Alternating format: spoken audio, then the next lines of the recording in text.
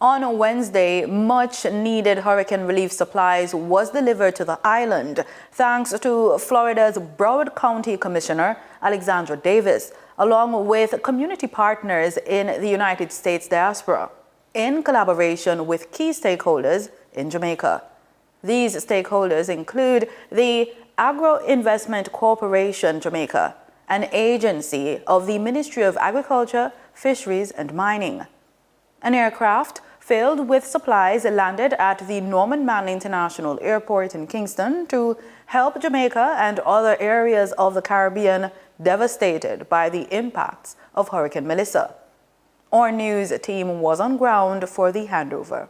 I'm here to bring food to my aunt in Hanover. Unfortunately, the bag got delayed in Miami, but we also had some cargo that came down that we helped to accumulate that we're going to go get to help as many people as we possibly can in Jamaica. It certainly is a bad situation, unfortunately, but the goodness of people is coming out. And I've experienced that in America and here also. It seems as if people have found a way to be kinder and gentler to each other, especially Jamaicans amongst themselves. And it's a very important thing that the diaspora connects and help rebuild Jamaica. It's going to take a long time. Commissioner Davis says relief efforts will continue as long as needed to help communities rebuild after Hurricane Melissa.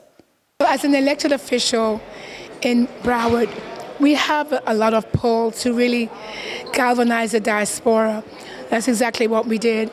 And we have continuing drives for Hurricane Melissa victims. And so when we get the items, we try to get them on board an air cargo aircraft and bring them right to the source. We are continually doing that in Broward County, continually having these drives to help the victims, whether you're going through Food for the Poor, going through GEM, or directly here, which we actually got our items through Barrington Irvin, who is, as you know, a well-known Jamaican captain. And so he brought the items for us, and we're looking forward to continue working with him.